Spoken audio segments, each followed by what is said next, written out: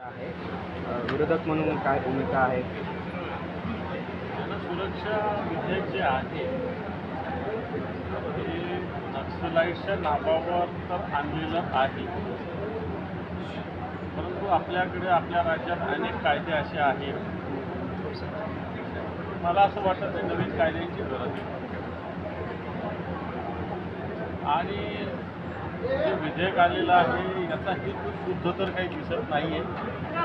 कारण एक नवीन शब्दप्रयोग अर्बन नक्सलाइट्स या सरकारने वापरायला सुरुवात केलेला आहे आणि मला वाटतं हाच शब्द खऱ्या अर्थानं सत्ताधारी पक्षाच्या मनात काय उद्देश आहे याच्यावरती शंका निर्माण करणारा आहे. एकनाथ शिंदे दिल्ली दौऱ्यावर गेले काल सायंकाळी, आज दुपारी आले.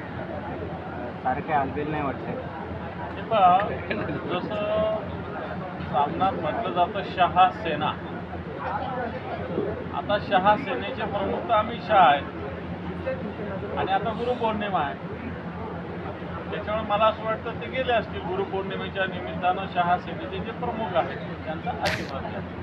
निशिकांत दुबे यांनी पुन्हा एकदा म्हटलंय की पुन्हा उद्धव ठाकरे राज ठाकरेंनी पुन्हा आपटून मारेन. पुन्हा एकदा ते ट्विट केलेलं वक्तव्य केलेलं आहे.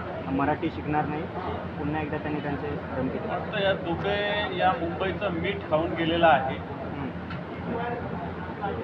आता माहिती समोर आली त्याचं घर पण या मुंबईत आहे, पण ज्यांनी मुंबईचं मीठ खाल्लं त्याला नमक हरामच म्हणावं लागेल ना. याच्यावरती काय म्हणणार या दुबेला? नमक हरामच होतो असं तिथं राहून तर कोणी बोलेल ना. सर, एक गद्दार शब्दावरनं विधान परिषदेमध्ये मोठा राडा बघायला मिळाला. काय शब्द चुकीचा वापरला, पक्ष फोडून सोडून दुसऱ्या पक्षात जाणं याला गद्दारी नाही म्हणायचं तर काय म्हणायचं. आणि त्याच्यामुळे जो शब्द वापरला गेला तो योग्य शब्द वापरला गेलेला आहे. त्याच्यात मला असं वाटत नाही की काही त्या शब्दाहून काही वेगळ्या प्रतिक्रिया देण्याची गरज आहे. गद्दारांना गद्दारच म्हटलं जाणार. हा शब्द कधीही मिटत नसतो. मग आपण इतिहास जर बघितला, सूर्याजी पिसाळाचा असेल, खंडोजी खोकड्यांचा असेल, तर यांना गद्दारच म्हणतात आजही. आणि त्याच्यामुळं जे हे गद्दारी करून गेले शिवसेनेतून यांना भविष्यात इतिहासात गद्दार म्हणूनच त्यांचं नाव राहणार.